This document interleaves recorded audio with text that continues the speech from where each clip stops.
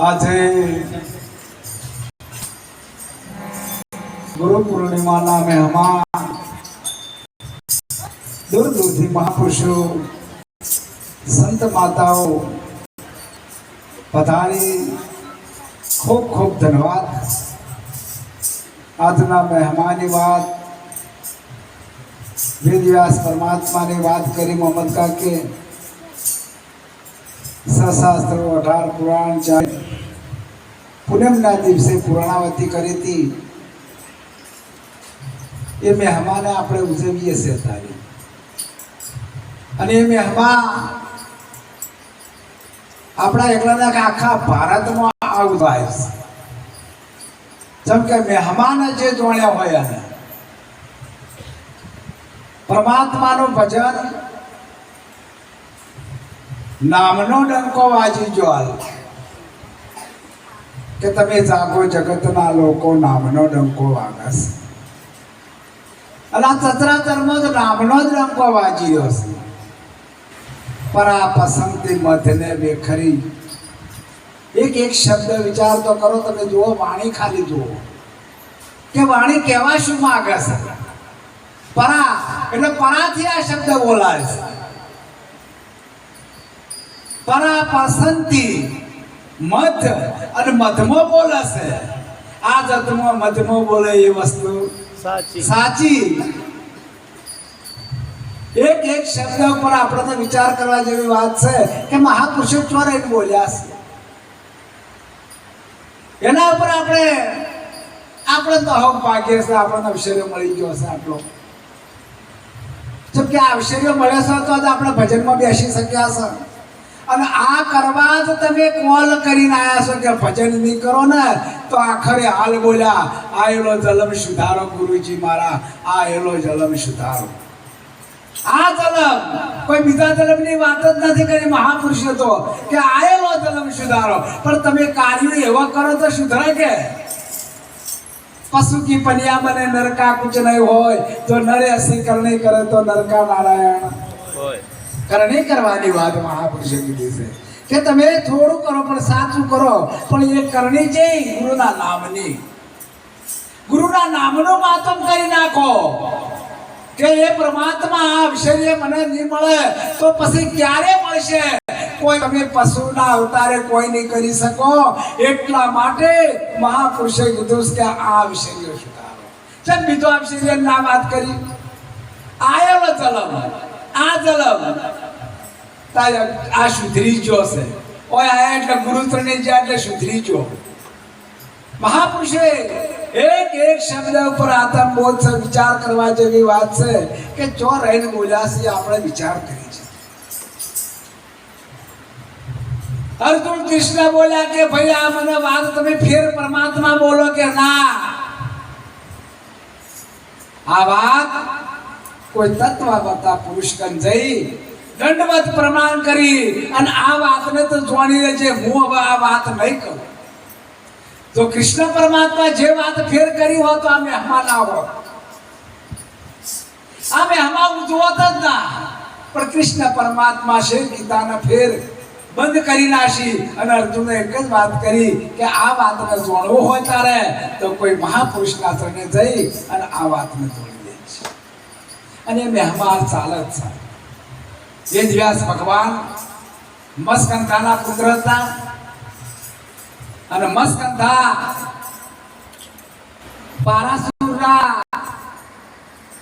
મસ્કંધાના કુખે દરમિયાન પારાસુરમાં રૂપ મોયું, મસ્કંધામાં મન મોયું, હાથે કરીને તપ ખોયું રે સમજણ વિના. જય ગુરુ મહારાજ. એટલા માટે જેને 4 વેદ શાસ્ત્રો ને 18 પુરાણ લખી અને આ વાતને જોડવાની વાત કરી કોઈ મહાપુરુષ. એટલા માટે કે દેવો પણ વિચાર કરવા માંડ્યા કે પરમાત્મા એ વેદવ્યાસ પરમાત્મા અમારે તમારો ફોટો ભજન કરવું છે એટલે કે મૃત્યુ લોકમાં જઈ અને મારો ફોટો મેલજો, મારા ફોટાનું પૂજન કરજો એટલે મારું પૂજન થઈ ગયું. અત્યારે આપણે ઘેર બેહતા ગુરુ મહારાજના ફોટા નહીં પૂછતા તો પૂજન થઈ જાય છે કે કદાચ તમે ના આવી કહો તો પૂજન થઈ જાય, પણ કહેવાનો ફવારો કે હાથા મનથી કરવાની વાત કરીશ. જો હાથા મનથી નહીં કરો તો આ પત્તો નહીં લાગે. એવો એક એક શબ્દ ઉપર ગુરુ મહારાજ આપણને ઠોર ઠોર કરી બતાવી દીધું, અને ફેર કોઈ આવવાનું જરૂર જ નથી. ના પાડી દીધી. કેમ ના પાડી? કે હાથું સમજણું હોય અને હાથું સમજાઈ અને ગુરુનું ચરણું સ્વીકાર્યું હોય અને એ તમારો ઉદ્ધાર થઈ જો, ફેર આવવાની વાત નહીં.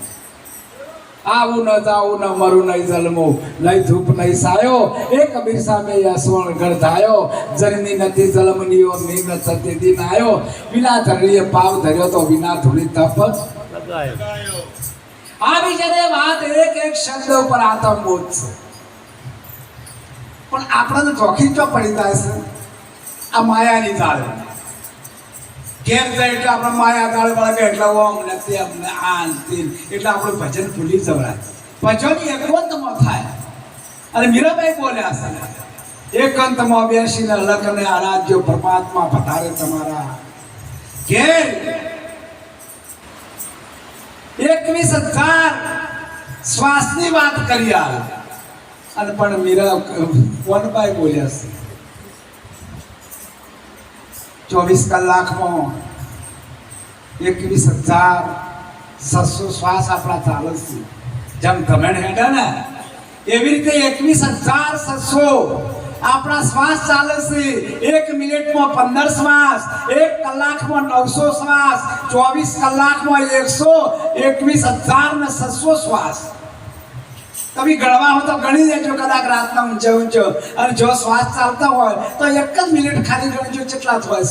1 મિનિટમાં 15 શ્વાસ, 1 કલાકમાં 900 શ્વાસ, 24 કલાકમાં 21,600 ગણી લેજો. જેમ કે આ તો ઠોર કરી વાત મહાપુરુષે કરી છે. એટલા માટે મહાપુરુષોની વાતો આપણે વખણવા જઈએ તો એનો કોઈ પાર આવે એવો નથી, અને એનો કોઈ અંત આવે નથી. આપણો કોઈ અંત આવે એવો નથી. એટલા માટે મહાપુરુષે બોલ્યા છે કે ભજન કર, ભજન કર, ભજન કર. આ તો જે હવે તમે ભજન નહીં કરો તો જો હતા એના એ ફેર તમે આશા ના કરો, ફેર આવવાની આશા ન કરો. ફેર કે હું આવ્યો અને હું આવું ભજન કર્યો, આવા સંતો ભેળું બેસ્યો, આશ્રમમાં જાયો, સેવા કર્યો, એ વાત અધેર થઈ છે. લીમેળ પડે. આ તો એક મેળો આપણને મળ્યો છે અને એ મેળામાં આપણે મોણી લેવાની વાત કરી છે. કદાચ તમે કોઈ માણસને વાયદો આલ્યો હોય મેળામાં કે ભાઈ હું માધુ પાવઠીએ તમને મળ્યો, અને હેડતા હેડતા તમે માધુ પાવઠીએ તો કે મને કણ વાયદો આલ્યો છે મારા મિત્રએ, તો એ માધુ પાવઠીએ એ તમારા મિત્ર ના હોય તો આખો મેળો ઉડી જો.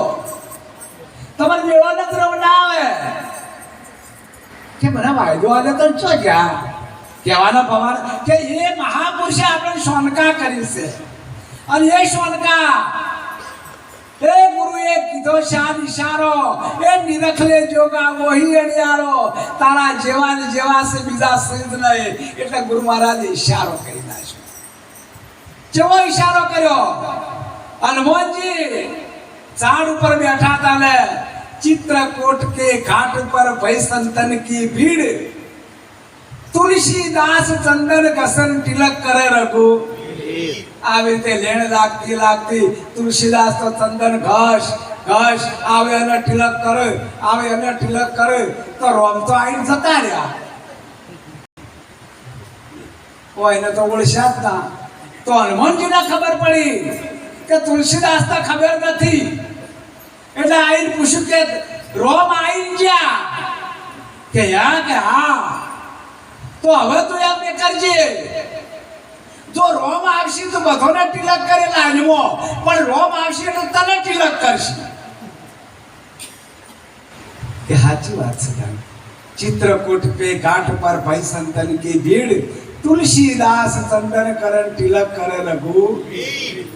આઈ તર રઘુ તિલક કર્યું એટલે હનુમાનજી ઈશારો કર્યો કે આ રહ્યા આ ધનુષવાળા એમના પગ પકડી લે એટલે તરત એમના પગ પકડી લીધા. એટલે સંતો આપણને ઈશારો કરે છે, ગુરુ મહારાજ આપણને ઈશારો કરે છે કે જો હું તારા જેવો છું, તું મારા જેવો જ છે, પણ ફેર ગોથું ના ખાતો. શંકર મહારાજે કીધું જીરે ચેલા જાગતા નર ગોજાના સાપ કેવત એમ કેસે રે હે જીરે ચેલા ડોલું ના ખવાય સો ફેર ચોર રહેશે રે જો સમજ્યા અને ગુરુ ચરણે જા તો ડોલું ખાઈ ગયા તો વાત થઈ જી પૂરી અને માં પાર્વતીએ ડોલું ખાધું તું અમરનાથમાં શંકર ભગવાન જ્યારે બોધ કરવા ગયા બાર ગૌ ઉધી ચોય પશુ કે પક્ષી રહેવા નતું દીધું અને કે દેવી તમે શાંતિથી ઓફળજો હું જે કહું એવું એટલે 2-3 પ્રશ્ન બોલ્યા એટલે એને ધોકું આવી ગયું પેલા પોપટના દરમાં પોપટ વિયોણો હતો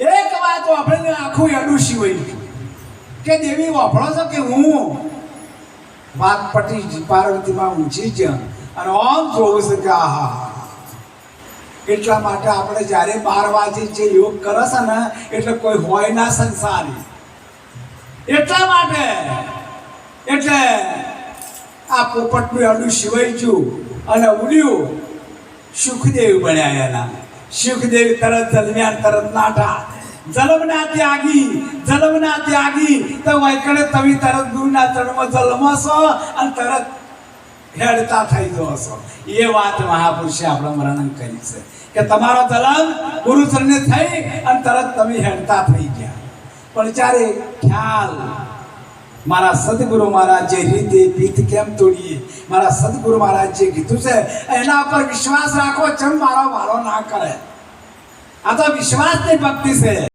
એટલા માટે મહાપુરુષે જે ભજન સત્સંગ જેને પીરસ્યું છે ને એના ગુણલા આપણે કહીએ છીએ તમે જૂઠી દુનિયામાં શું મોયા એ ગોવિંદના ગુણના એક ભાઈ હતા તુલસીદાસ મહારાજ